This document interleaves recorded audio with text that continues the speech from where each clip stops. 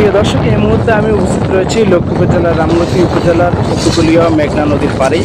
আপনারা দেখতে পাচ্ছেন যে এই মেঘনার সেই যে স্রোত, আজকের যেই জোয়ার, এই মুহূর্তে জোয়ার শুরু হয়েছে এবং আমরা যদি দেখার চেষ্টা করি, গত 2 দিন থেকেও কিন্তু আজকে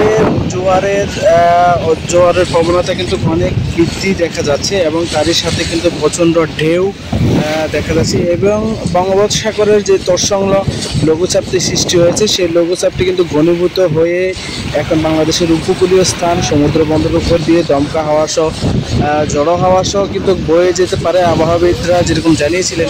তবে যে সমুদ্র বন্দরকে 3 নম্বর সতর্ক সংকেত দেখিয়ে দেখা হয়েছিল, সে দেখিয়ে যাওয়া সংকেত কিন্তু উপেক্ষা করে কিন্তু লক্ষ্মীপুর জেলার রামগতি উপজেলার যে বিচ্ছিন্ন দ্বীপ অঞ্চল, চরাঞ্চল, চর আবদুল্লাহ, সেখান থেকে কিন্তু মাছ ধরা ট্রলার এবং যাত্রীবাহী যে ট্রলারগুলো কিন্তু প্রতিনিয়ত চলাচল করে, তারা কিন্তু আজকে সেই উত্তাল সাগর পাড়ে দিয়ে কিন্তু উপকূলে এসেছেন।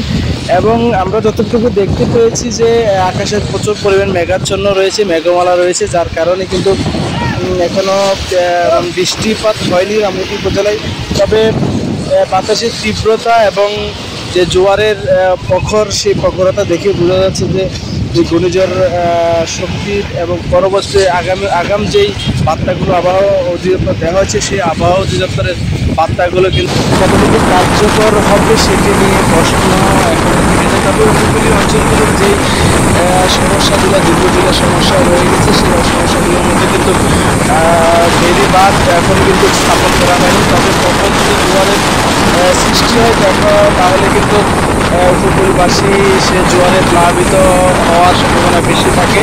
তবে এখন প্রতিই কিন্তু লক্ষ্মীপুর জেলার যেই উপকূলীয় স্থানের যে মাছ ধরা ফিশিং ট্রলারগুলো রয়েছে, তারা কিন্তু আগের মতোই কিন্তু মাছ ধরার প্রস্তুতি নিচ্ছে বা কেউ কেউ সাগরে এখনও রয়েছেন। তবে আবহাওয়াবিদরা যে তথ্য জানিয়েছেন যে উপকূলীয় কাছাকাছি থাকার জন্য প্রত্যেকটি মাছ ধরা ট্রলারগুলো যে কিন্তু তারা কিন্তু জীবিকার তাগিদে কিন্তু এখনও সেই মাছ ধরা ফিশিং ট্রলার নিয়ে কিন্তু সাগরে রয়েছে।